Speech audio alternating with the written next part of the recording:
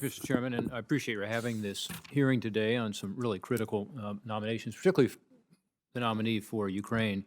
Um, I have been pushing for us to get an ambassador nominated for a long time now, at the end of the last administration and into this administration, and I think it's absolutely crucial that we get someone there. I'm glad the administration has nominated someone, and I'm glad they chose a career ambassador who has experience in the area, both in Eastern Europe generally and specifically in Ukraine.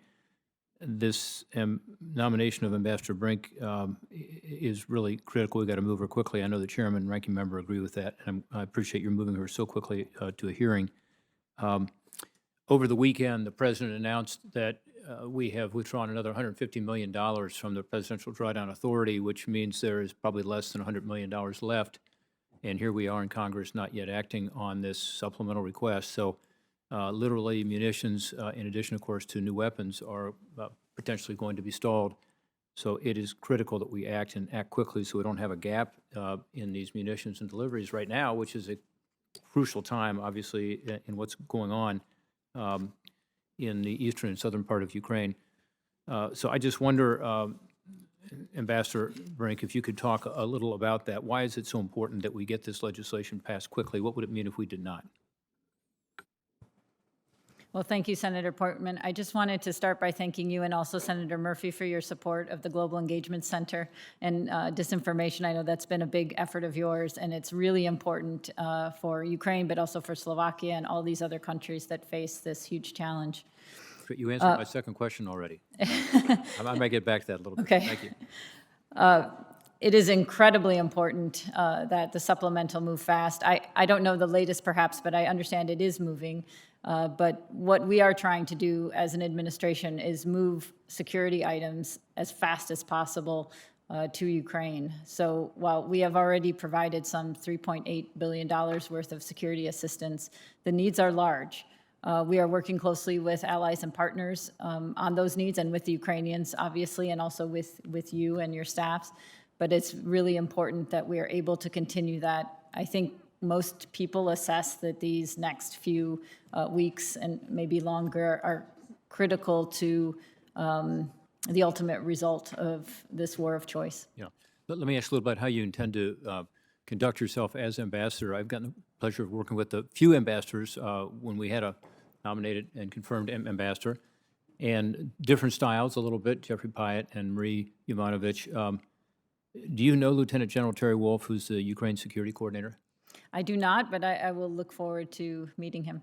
Would you intend to work closely with him? Of course, yes. I think that's important that you view this role not just as a diplomatic role, but really as a way to deal with the pressing issue of their defense of their country. And with things being on the line currently, I think General Wolf's going to need your help and vice versa. Do you know General Dayton?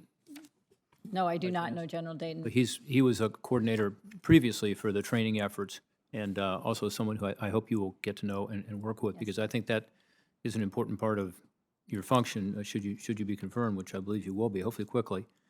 What do you think they currently need militarily that they're not getting? I think the needs are evolving.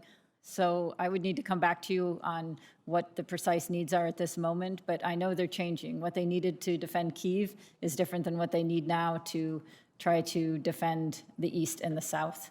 So I think it's an evolving situation, and we need to work closely with the Ukrainians on this. I can say, having served in the Balkans, in many of the places where these protracted conflicts are around the region, that it is my great pleasure to work with our military. And I feel I have long worked well and closely with them and would see us as absolute partners in this effort. That's excellent. There's also obviously a humanitarian crisis and an economic crisis for the country right now. So all these issues are important, but I do think that you will be the voice of our country over there, and critically you be engaged in all those issues. On the Global Engagement Center, we did talk about that last week. I appreciate you saying that you've seen the GEC work in Slovakia. We're outgunned here, just as the Ukrainians are outgunned by a much larger Russian force and more weapons. With regard to disinformation, Russia, China, other countries are engaged deeply in this and spend billions of dollars on it. Can you tell us what the Global Engagement Center can do better to counter Russia's efforts to justify its invasion and trying to delegitimize the Ukrainian government?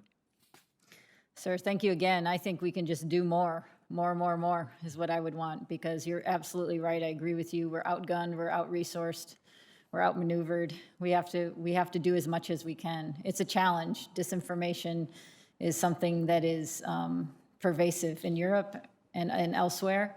And so we have to do as much as we can. We have to be creative and innovative, and sometimes bureaucracies aren't. But that's what we need to do to deal with this. It is a very big threat to us and our way of life. Thank you, Madam Ambassador. Thank you, Chairman. Thank you.